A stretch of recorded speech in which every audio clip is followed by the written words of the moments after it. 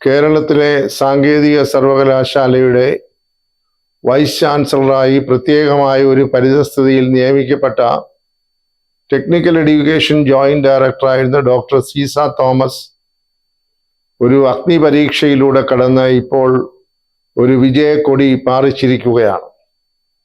ഒരു പ്രത്യേകമായ പ്രതിസന്ധിയിലൂടെ സാങ്കേതിക സർവകലാശാല കടന്നുപോയപ്പോൾ വൈസ് ചാൻസലർ ഇല്ലാതെ വന്ന ഒരു സാഹചര്യം സുപ്രീം കോടതിയുടെ ഇടപെടലിലൂടെ ഉണ്ടായപ്പോൾ ചാൻസലർ എന്ന നിലയിൽ ഗവർണർക്ക് ഇടപെടേണ്ടതായിട്ട് വന്നു. അന്ന് വൈസ് ചാൻസലറായിരുന്ന ഡോക്ടർ MS ജയശ്രീ വൈസ് ചാൻസലറാകാൻ യോഗ്യതയുള്ള ആളല്ല എന്ന് സുപ്രീം കോടതി കണ്ടെത്തിയതിൻ്റെ ഫലമായി അവർക്ക് സ്ഥാനം ഒഴിയേണ്ടതായിട്ട് വന്നു. വ്യക്തിപരമായി അവർക്കുള്ള അയോഗ്യതയല്ല, മറിച്ച് അവരുടെ നിയമനത്തിൽ ഉണ്ടായ സാങ്കേതികമായ പിഴവുകളും മറ്റുമാണ് ഡോക്ടർ MS ജയശ്രീക്ക് ആ സ്ഥാനം വിട്ടുപോകേണ്ടി വന്നത്. അങ്ങനെ വന്നപ്പോൾ സ്വാഭാവികമായി ചാൻസലർ ഇടപെട്ട് സാങ്കേതിക സർവകലാശാല അനാഥമായി പോകരുത് എന്നുള്ള വിചാരത്തിൽ ചാൻസലർ എന്ന നിലയിൽ അദ്ദേഹത്തിൽ നിക്ഷിപ്തമായ അധികാരം ഉപയോഗിച്ചുകൊണ്ട് പകരം ഒരു വൈസ് ചാൻസലറെ നിയമിക്കേണ്ടതായി വന്നു. അദ്ദേഹം പല പേരുകൾ നിർദ്ദേശിച്ചെങ്കിലും ഗവൺമെന്റിന് താല്പര്യം ഇല്ലാത്തവരായതുകൊണ്ട് ഗവൺമെന്റിന് അതിന് പച്ചക്കൊടി കാട്ടാൻ കഴിഞ്ഞില്ല. യഥാർത്ഥത്തിൽ ഗവർണറും ഗവൺമെന്റും തമ്മിലുള്ള ഒരു ശീത സമരം അവിടെ ആരംഭിച്ചു കഴിഞ്ഞിരുന്നു. ഈ ഗവർണറുടെ പ്രത്യേകമായിട്ടുള്ള അധികാരം ഉപയോഗിക്കുന്നത് ഒരിക്കലും ഗവൺമെന്റിന് ഇഷ്ടമുള്ള കാര്യം ആയിരുന്നില്ല. അങ്ങനെ പല പേരുകൾ നിർദ്ദേശിച്ചിട്ടും ആ കാരണത്താൽ സ്വീകാര്യമല്ല എന്ന രീതിയിൽ ഗവൺമെന്റ് തള്ളിക്കളയുകയും ഗവൺമെന്റും ചാൻസലർ എന്ന രീതിയിൽ ഗവർണറും തമ്മിൽ അഭിപ്രായ വ്യത്യാസം ഉണ്ടാവുകയും ചെയ്തു.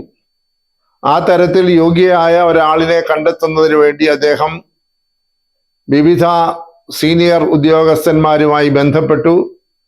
അന്ന് സാങ്കേതിക വകുപ്പിന്റെ ഡയറക്ടറായിരിക്കുന്ന ആളിനോട് സമീപിച്ചു. Director of technical education. അദ്ദേഹവും വിദ്യാഭ്യാസ രംഗത്ത്, സാങ്കേതിക വിദ്യാഭ്യാസ രംഗത്തെ ഉയർന്ന ഉദ്യോഗസ്ഥനാണ്. അദ്ദേഹത്തെ താൽക്കാലികമായി ചുമതല ഏൽപ്പിക്കാമെന്നുള്ള വിചാരത്തിൽ ഗവർണർ ഇടപെട്ടപ്പോൾ അദ്ദേഹം വൈമനസ്യം പ്രകടിപ്പിച്ചു. ഒരുപക്ഷെ ഗവൺമെന്റിൽ നിന്ന് ഏതെങ്കിലും തരത്തിലുള്ള അനിഷ്ടം ഉണ്ടാകുമെന്ന് കരുതിയായിരിക്കണം അദ്ദേഹം ആ സ്ഥാനം ഏറ്റെടുക്കാൻ വിസമ്മതിച്ചത്. അപ്പോഴും പ്രതിസന്ധി നിലനിൽക്കുകയായിരുന്നു. കേരളത്തിലെ സാങ്കേതിക സർവകലാശാലയെ സംബന്ധിച്ചിടത്തോളം വളർന്നു വരുന്ന ഒരു സർവകലാശാലയാണ്. അതിൻ്റെ വികസനത്തിനായി കോടിക്കണക്കിന് രൂപ കേന്ദ്ര ഗവൺമെന്റിൽ നിന്നും മറ്റും ലഭിക്കുന്ന സാഹചര്യമുണ്ട്.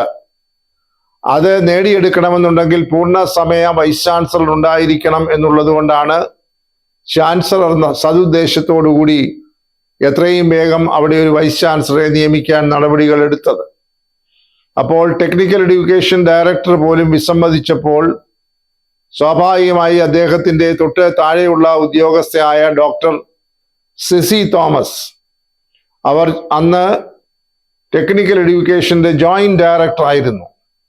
സാധാരണയായി എഞ്ചിനീയറിംഗ് കോളേജ് പ്രിൻസിപ്പൽമാരായിരുന്ന സീനിയർ ഉദ്യോഗസ്ഥരെയാണ് ജോയിന്റ് ഡയറക്ടറായും ഒക്കെ നിയമിക്കുന്നത്. അപ്പോൾ വേണ്ടത്ര യോഗ്യതയും അധ്യാപന പരിചയവും ഒക്കെയുള്ള വളരെ സീനിയർ ആയിട്ടുള്ള പ്രൊഫസർമാരാണ് സാങ്കേതിക എഡ്യൂക്കേഷന്റെ, ടെക്നിക്കൽ എഡ്യൂക്കേഷന്റെ ജോയിന്റ് ഡയറക്ടറായും ഒക്കെ വരുന്നത്. അങ്ങനെ സർവ്വതാ യോഗ്യതയുള്ള ഒരാൾ എന്ന രീതിയിലാണ് അന്ന് ജോയിന്റ് ഡയറക്ടറായിരുന്ന ഡോക്ടർ സീസ തോമസിനോട് ഗവർണർ താൽക്കാലികമായി സാങ്കേതിക സർവകലാശാലയുടെ വൈസ് ചാൻസലർ സ്ഥാനം ഏറ്റെടുക്കാൻ ആവശ്യപ്പെടുന്നത്. ഒരു ചാൻസലർ എന്ന രീതിയിലും കേരളത്തിലെ ഒരു ഭരണാധിപൻ എന്ന രീതിയിലും ഗവർണർ പുറപ്പെടുവിച്ചതായ ഉത്തരവ് നിരസിക്കാൻ കഴിയാത്തത് കൊണ്ട് ഡോക്ടർ സീസ തോമസ് ചാൻസലറുടെ ഉത്തരവനുസരിച്ച് വൈസ് ചാൻസലറായി ചുമതലയേറ്റു. നേരത്തെ സൂചിപ്പിച്ചതുപോലെ സ്വാഭാവികമായി ഗവൺമെന്റിന് ഇഷ്ടപ്പെട്ട ഒരു നിയമനം ആയിരുന്നില്ല അത്. ഗവൺമെന്റ് ഉദ്ദേശിച്ചിരുന്ന ഒരാൾ ആയിരുന്നില്ല ഡോക്ടർ സീസ തോമസ്. യൂണിവേഴ്സിറ്റിയുടെ ഭരണസമിതിയായ സിൻഡിക്കേറ്റ് അംഗങ്ങളൊക്കെ രാഷ്ട്രീയ ചായ്വുള്ളവരാണ്. അതിലിപ്പോൾ ഭരണകക്ഷിയായ CPM-ന്റെ മുൻ MP ഉൾപ്പെടെ CPM-നോട് അനുഭാവമുള്ള അധ്യാപക സംഘടനകളുടെ പ്രതിനിധികൾ, പൊതുപ്രതിനിധികൾ എന്നിവരുൾപ്പെടുന്ന ഭരണസമിതിയാണ് യഥാർത്ഥത്തിൽ സർവകലാശാലയുടെ ഭരണം നിർവഹിക്കുന്നത്. അവർക്കും ഹിതകരമല്ലാത്ത ഒരാളിനെ വൈസ് ചാൻസലർ ആയി നിയമിച്ചപ്പോൾ അവർ വളരെയേറെ പ്രതിസന്ധികൾ ഉണ്ടാക്കാൻ തുടങ്ങി. വൈസ് ചാൻസലറായി നിയമിതയായ ഡോക്ടർ സീസ തോമസിന് വേണ്ട രീതിയിൽ സർവകലാശാലയിൽ പോയി ഇരിക്കാൻ പോലും മറ്റുള്ളവർ അവസരം നൽകിയില്ല. അവിടുത്തെ മറ്റ് ഉദ്യോഗസ്ഥരാകട്ടെ ഇവരോട് പൂർണ്ണമായി നിസ്സഹകരിക്കുകയും ചെയ്തു. വളരെ വല്ലാത്ത ഒരു പ്രതിസന്ധി ഘട്ടത്തിലൂടെയാണ് ഡോക്ടർ സീസ തോമസ് കുറെ മാസങ്ങൾ അവിടെ വൈസ് ചാൻസലറുടെ ചുമതല നിർവഹിച്ചത്.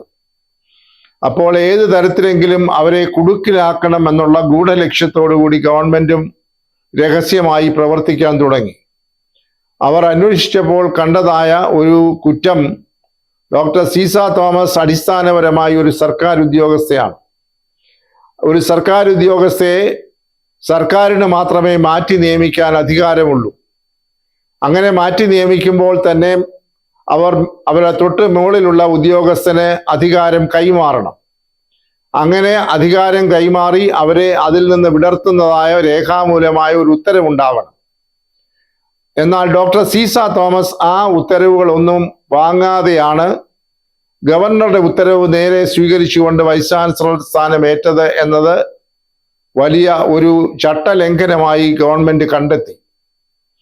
അങ്ങനെ ചട്ടലംഘനമായി ഗവൺമെന്റ് കണ്ടെത്തിയ ഒരാളിനെ ഏതു തരത്തിലും അവിടെ സുഗമമായി ഭരിക്കാനായുള്ള സാഹചര്യം സൃഷ്ടിച്ചു കൊടുത്തില്ല. എന്നാൽ വളരെ ധൈര്യപൂർവ്വം സീസ തോമസ് ആ നിലയിൽ തുടർന്നു. അങ്ങനെ ഇരുന്നപ്പോഴാണ് അവരുടെ റിട്ടയർമെന്റ് കഴിഞ്ഞ വർഷം മാർച്ച് 31-ാം തീയതി സ്വാഭാവികമായി അവർ വയസ്സ് പൂർത്തിയായപ്പോൾ സർക്കാർ ഉദ്യോഗസ്ഥ നിലയിൽ അവർ റിട്ടയർ ചെയ്യാനായ ഒരുക്കങ്ങൾ നടത്തിയത്. അപ്പോൾ മാർച്ച് 31-ന് മുൻപേ തന്നെ ഇവരുടെ പേരിൽ ഒരു ശിക്ഷണ നടപടി എടുത്താൽ അവർക്ക് സർവീസിൽ നിന്ന് വിരമിച്ചാൽ പോലും ആനുകൂല്യങ്ങൾ, പെൻഷൻ, പ്രോവിഡന്റ് ഫണ്ട്, ഗ്രാറ്റുവിറ്റി തുടങ്ങിയ ആനുകൂല്യങ്ങൾ കിട്ടാനായി കാലതാമസം ഉണ്ടാകും. അങ്ങനെ അവരെ ബോധപൂർവ്വം ഒരു മാനസികമായ പ്രതിസന്ധിയിലാക്കുന്നതിനു കൂടിയാണ് ഗവൺമെന്റ് ഈ തരത്തിൽ ഒളിഞ്ഞും തെളിഞ്ഞും അവർക്കെതിരായി പ്രവർത്തിച്ചത്. അപ്പോൾ റിട്ടയർമെന്റിന് തൊട്ട് മുൻപായി അവരെ സസ്പെൻഡ് ചെയ്യാനുള്ള ചില നീക്കങ്ങളൊക്കെ നടത്തിയെങ്കിലും അവർ തന്ത്രപരമായി സസ്പെൻഷൻ ഉത്തരവ് കൈപ്പറ്റാതെ മാർച്ച് മാസം 31-ാം തീയതി അവർ സർവീസിൽ നിന്ന് പിരിഞ്ഞ് വൈസ് ചാൻസലർ സ്ഥാനവും നിന്നും ഒഴിവായി. എന്നാൽ അവർക്ക് നാളിതുവരെ അവർ അർഹമായിട്ടുള്ള ആനുകൂല്യങ്ങൾ ഗവൺമെന്റ് തടഞ്ഞു വെച്ചു.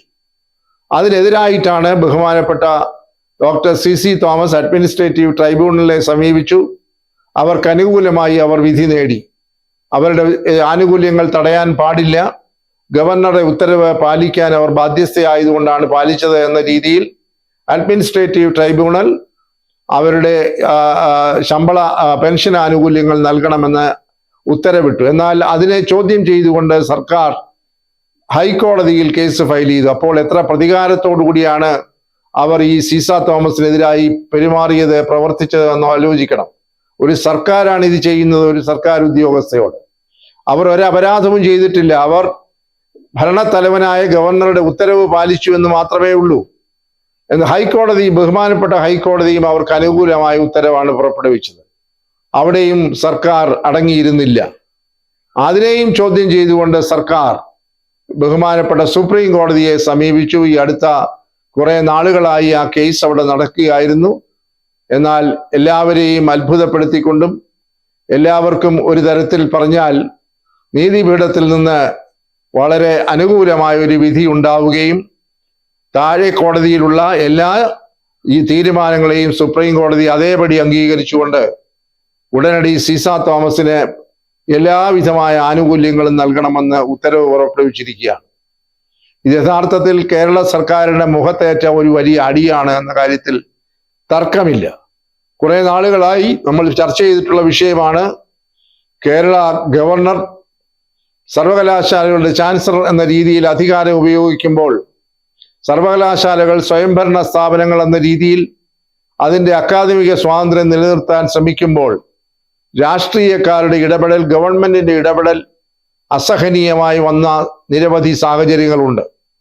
സർക്കാരിന് താല്പര്യമുള്ള രാഷ്ട്രീയ ചായ്വുള്ളവരെ വൈസ് ചാൻസലർമാരായി നിയമിച്ച് സർവകലാശാല ഭരണത്തിൽ, ദൈനംദിന ഭരണത്തിൽ ഇടപെട്ടുകൊണ്ട് പിൻവാതിൽ നിയമനങ്ങൾ നടത്തുന്നതിന് പ്രോ ചാൻസലറുടെ സ്ഥാനത്തിരിക്കുന്ന ബഹുമാനപ്പെട്ട വിദ്യാഭ്യാസ മന്ത്രിയും പരോക്ഷമായി ബഹുമാനപ്പെട്ട മുഖ്യമന്ത്രിയും ഒക്കെ പ്രവർത്തിക്കാൻ തുടങ്ങി. അതൊരു കാരണവശാലും സർവകലാശാല നിയമത്തിനനുസൃതമല്ല, UGC അനുസരിച്ചിരിക്കുന്ന ചട്ടങ്ങൾക്കനുസൃതമല്ല. ഇതെല്ലാം ചൂണ്ടിക്കാട്ടിയാണ് ഡോക്ടർ സീസ തോമസ് സുപ്രീം കോടതിയെ സമീപിച്ചതും അവർ അനുകൂലമായ ഒരു വിധി നേടിയതും. ഇതുകൊണ്ടെങ്കിലും കേരള സർക്കാർ ഒരു പാഠം പഠിച്ചുകൊണ്ട് ഇപ്പോൾ വൈസ് ചാൻസലർമാരില്ലാതിരിക്കുന്ന സർവകലാശാലകളിൽ എത്രയും വേഗം വൈസ് ചാൻസലറെ നിയമിക്കുന്നതിന് ഗവർണർ എടുക്കുന്ന നടപടികളോട് സഹകരിക്കണം. ഏതായാലും ചാൻസലറുടെ അധികാരം പൂർണ്ണമായി ഉപയോഗിച്ചുകൊണ്ട് ബഹുമാനപ്പെട്ട ഗവർണർ നിലവിൽ ഒഴിവുള്ള സർവകലാശാലകളിലും വൈസ് ചാൻസലറെ നിയമിക്കുന്നതിന് UGC ചട്ടമനുസരിച്ചുള്ള നടപടികളുമായി മുന്നോട്ട് പോവുകയാണ്. അദ്ദേഹം മുന്നോട്ട് പോകുമ്പോൾ അദ്ദേഹത്തിന് പിൻബലമായി സുപ്രീം കോടതിയുടെയും UGCയുടെയും ഉത്തരവുകളുണ്ട്. അതിൻ്റെ അടിസ്ഥാനത്തിൽ അദ്ദേഹം ഉചിതമായ നടപടികൾ എടുക്കും. ഗവർണർക്ക് ഉള്ള അധികാരത്തെ ഇല്ലാതെയാക്കുവാൻ സർക്കാർ ബോധപൂർവമായി നടത്തിയ ശ്രമങ്ങളും ഇപ്പോൾ രാഷ്ട്രപതി തള്ളിക്കളഞ്ഞ് ഇപ്പോൾ ഒരു നിസ്സഹായാവസ്ഥയിൽ സർക്കാർ എത്തി നിൽക്കുകയാണ്. ആ അവസരം ഉപയോഗിച്ചുകൊണ്ട് സർവകലാശാലകളെ സംരക്ഷിക്കാൻ കേരളത്തിന്റെ ഗവർണർ ചാൻസലർ എന്ന രീതിയിൽ സജീവമായി ഇടപെടേണ്ട കാലം വൈകിയിരിക്കുന്നു. സർക്കാരിന് ഇത് അതിൻ്റെ ഒരു വകുപ്പായി തരം താഴ്ത്തുവാൻ യാതൊരു കാരണവശാലും അനുവദിച്ചുകൂടാ എന്നുള്ള ദൃഢപ്രതിജ്ഞയോടുകൂടിയാണ് ചാൻസലർ മുന്നോട്ട് പോകുന്നത്. അദ്ദേഹം അക്കാര്യത്തിൽ വിജയിക്കുക തന്നെ ചെയ്യുമെന്നാണ് വിദ്യാഭ്യാസ രംഗത്ത് പ്രവർത്തിക്കുന്നവരും അധ്യാപകരും രക്ഷിതാക്കളും വിദ്യാർത്ഥികളും കരുതുന്നത്.